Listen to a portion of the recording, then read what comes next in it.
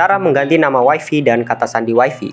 Spesifiknya pada router GPON ONU F609, F623, dan F660. Nah, itu versi 1 dari versi 1 atau versi 2. Melanjutkan video yang kemarin, sesuai apa yang sudah saya katakan pada video tersebut, saya akan menjelaskan beberapa settingan dan menjelaskan beberapa bagian atau topik yang masih blurry, masih belum jelas.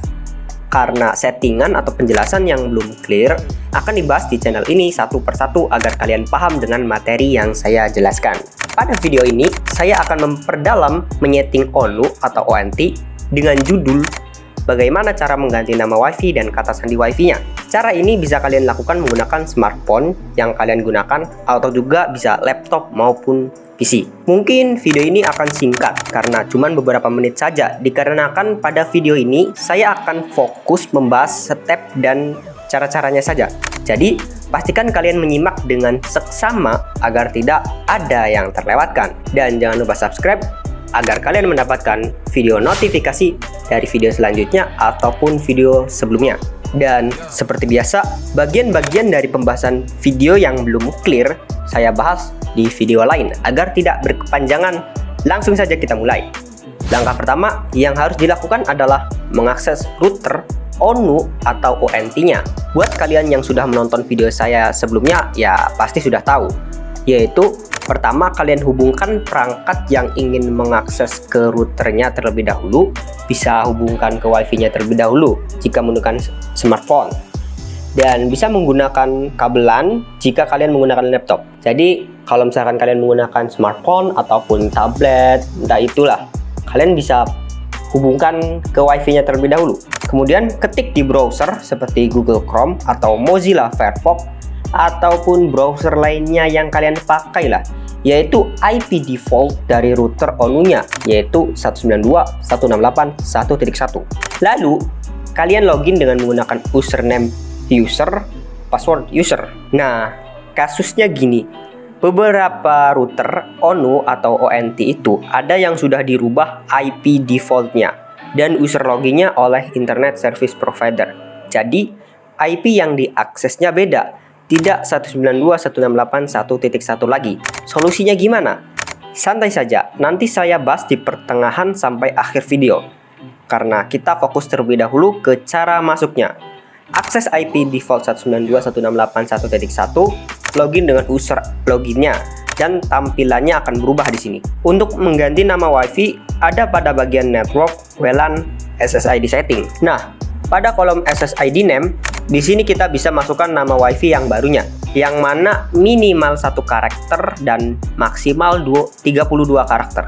Jika sudah dirubah, kemudian kalian bisa langsung klik tombol submit. Beberapa WiFi atau router ONU, jika kalian melakukan perubahan pada nama WiFi ataupun password WiFi, jika kalian menggunakan smartphone untuk mengakses routernya melalui WiFi, otomatis akan disconnect dan harus mengkoneksikan kembali smartphone-nya. Harus mengkoneksikan kembali smartphone-nya pada WiFi-nya yang baru tersebut.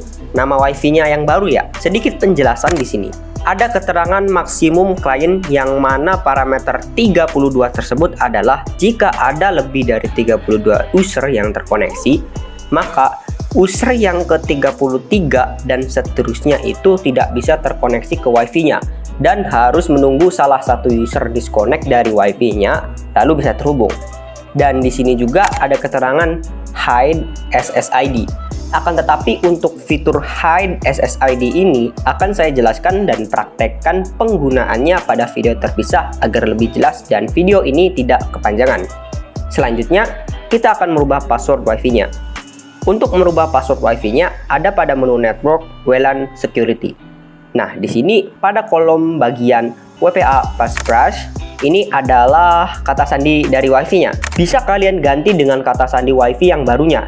Jika pada bagian authentication type-nya itu open system, maka WiFi-nya itu tidak akan di password alias tanpa password. Jadi tinggal klik lalu bisa terhubung langsung ke Wi-Fi-nya. Dan kalian harus memilih authentication type-nya agar Wi-Fi-nya bisa di-password, entah itu type-nya WPA-PSK1 lah, web lah, atau tipe lainnya. Yang penting jangan open system. Ketika kalian sudah mengganti kata sandi Wi-Fi-nya, kalian bisa langsung klik tombol submit. Nah, kalian jangan kaget ketika setelah itu koneksi Wi-Fi-nya terputus.